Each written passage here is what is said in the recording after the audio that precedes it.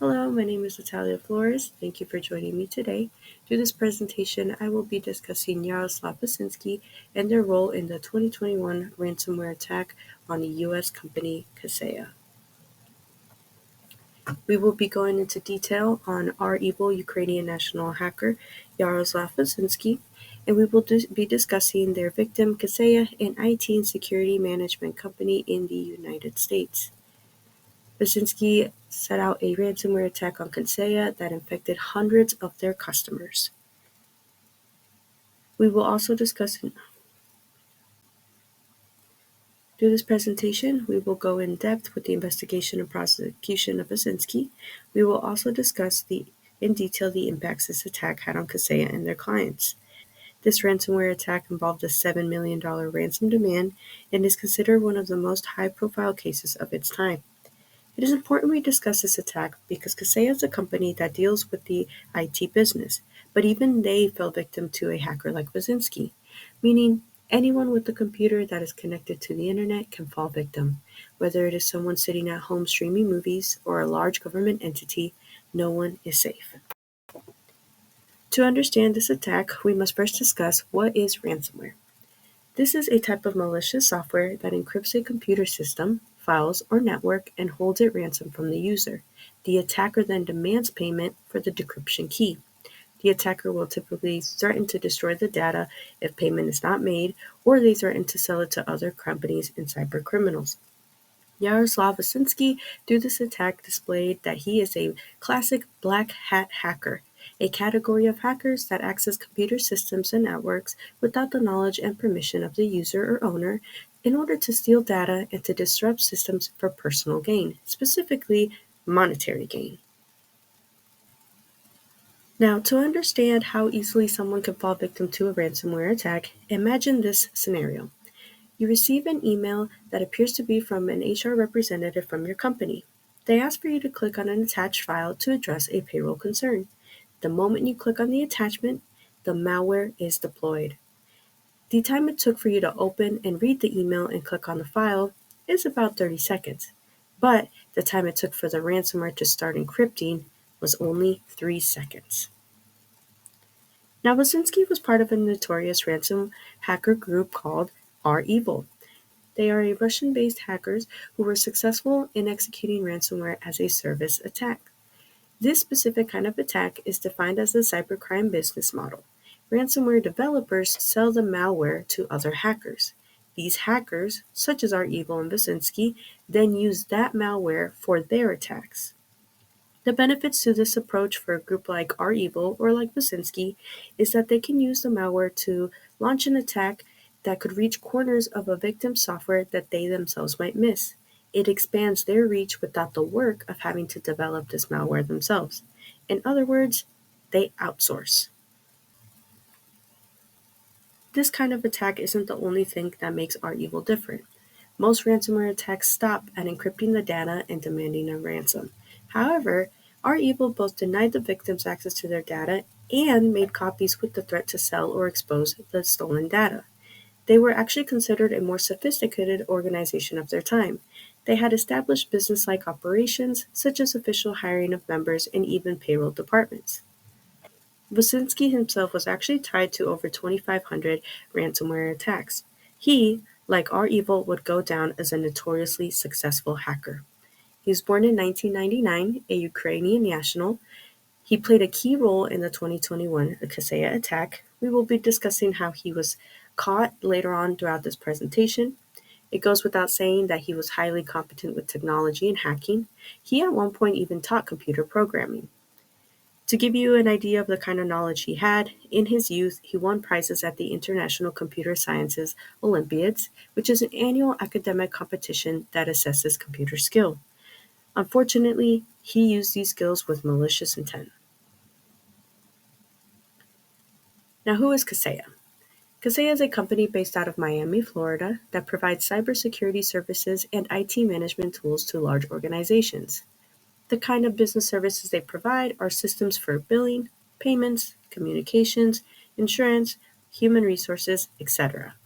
They provide services to more than 40,000 organizations around the world. 82% of these customers are actually based out of the United States. Now, how did Kaseya fall victim? There was unfortunately an authentication bypass vulnerability in a virtual system administrator software that they had launched. They were even in the process of fixing this vulnerability when Basinski launched his attack. REvil disguised their malware as a system update, which made it easy for customers to invite the malware into their systems. In other words, there was an open door into their system that was exploited. Now, per CEO Fred Vicola, 50 to 60 of the near 40,000 customers were compromised. However, within these customers, over 1,000 companies experienced downtime in their businesses.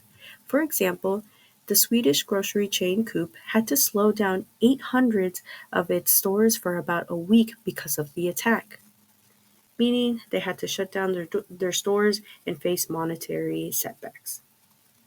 Now, Kaseya themselves faced quite a few losses. The loss of data that had taken resources, time, and money to create and/or protect. They, of course, also had reputational loss and loss of trust from existing and potential customers. Kaseya and their customers also potentially faced some financial impacts, such as loss of revenue if the company operations were halted, loss of revenue if the ransom itself was paid. Employment rate may be impacted if the company struggles due to the financial losses, and there's always a threat of a complete shutdown because of the financial losses as well. Now, according to the FBI, Kaseya had the right response. They immediately notified internal and external teams about the attack. They shut down access to the software that was compromised. Importantly, they began a partnership with government officials as the attack impacted international clients as well as clients in the United States, and they did not pay the ransom right away. Now, a few important details about this crime. This occurred on July 2nd. By July 5th, REvil demanded its $70 million ransom in Bitcoin. In regards to Basinski, by August 11th, an official warrant was issued. By November 8th, he was arrested in Poland. Now, what would motivate a hacker like Basinski to execute such a mass ransomware attack? Now, these are high-risk attacks, but the payouts are actually quite large if they are successful. In 2024, the average ransom demand was $3.5 million in cryptocurrency. In 2024, the average ransom amount paid was $900,000.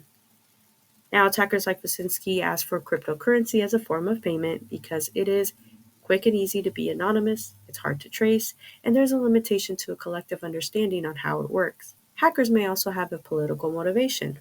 Hacktivism, cyber terrorism, and of course, the US government agencies actually hold a wealth of sensitive information that holds a high price in black marketplaces. Cryptocurrency is a digital payment. The value itself actually does not vary. It remains the same when it is bought, sold, or traded. It lacks government regulations, which works in favor of illegal activity. It does not require personal information to be provided when it's used in a purchase, and it can be stored online or in an external drive. Now, an attack this size will involve multiple government agencies in its investigation. Here is the list of examples of these departments: FBI, DHS, Interpol, and other national associations. Now, specifically for this attack, United States government agencies had to work internationally. Now, this itself is an arduous process. This involves a complicated web of treaties, overseas relations, political tensions, and a consensus of who has jurisdiction over the case. The agencies had to follow foreign operations, and cooperations must be agreed upon by all the countries involved. These investigators had to navigate their tactics around the established treaties. They also had to agree with who was going to be in charge of the investigation. They also had to establish understanding and agreement as to what evidence can be both collected and taken into custody by the prosecuting country. Now, the attackers were based out of Russia, so therefore the investigators had to work internationally. Later on in this presentation, I will discuss exactly how Basinski was taken down. Now, to understand the legalities of Basinski's case, we need to understand the legal consequences of malware. These kind of attacks typically involve the breaking of multiple laws. For example, you can break the Computer Fraud and Abuse Act, which can have a penalty of 5 to 20 years in federal prison. You can also have fraud and theft charges, which can range 1 to 30 years in federal prison. It all depends on what it was that this person committed and what can be proven. The investigation to this attack would ultimately lead to the arrest of Yaroslav Vasinski. July 29th of 2022, a plea agreement was presented to Vasinski.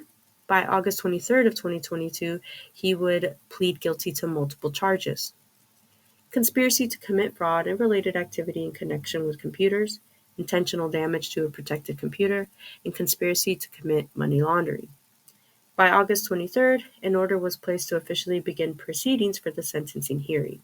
On May 2nd of 2024, Vasinski was sentenced to 13 years and 7 months in federal prison in order to pay over $16.8 million in restitution. Investigators had to dive deep in order to find evidence that Vasinski, specifically, was responsible for this ransomware attack. Now, per his indictment, Vasinski continuously used the same online handles which were used to link together his involvement in specific attacks, not just this one. 2 of those online handles corresponded to accounts used in cybercrime forums tracing back to 2013. The email in which the usernames were registered led a trail directly to a social media account belonging to Vasinski. This trail would also link him to the cryptocurrency account. Essentially, the investigators followed the tiny little dots until they were able to connect a map of Vasinski's involvement in this attack and 2,500 others. Now, thanks to U.S. pressure and because of the investigation details, by January 14th of 2022, the Federal Security Service of the Russian Federation announced the execution of a large-scale operation that dismantled REvil, making 14 arrests, seizing millions in various currencies, seizing luxury vehicles, and seizing computer equipment. These ransomware attacks are not limited only to companies like Kaseya. Anyone with a computer can fall victim. In 2022, the FBI collected and released data showing the 5 critical infrastructure sectors that face the most ransomware attacks. This gives us an idea of the large companies and agencies that are targeted by hackers like Vasinski. What can you do to protect yourself from these attacks? Use a security software. Learn to recognize common threats and avoid risks. If you are victim to a ransomware attack, determine which systems are impacted and isolate them. If you cannot disconnect devices from the network, shut down the devices. For companies, report to external and internal teams, triage impacted systems for restoration and recovery, and for everybody, consult with federal law enforcement. In conclusion, the attack on Kaseya showcased how quickly a ransomware attack can expand both in speed and in numbers of those who fall victim. Vasinski is an example of how one can abuse their intimate knowledge of technology for malicious intent, all for personal gain. The attack also showcased how it takes multiple law enforcement and cybersecurity entities to not only track down the culprits, but to identify the scale of the attack. REvil is only one of millions of hackers who are out there at this very moment victimizing unsuspecting individuals and companies. In other words, if you have a computer, watch out. Thank you for joining me today. I hope that you walked away with a better understanding of the 2021 ransomware attack against Kaseya and the dangers of hackers like Yaroslav Vasinski.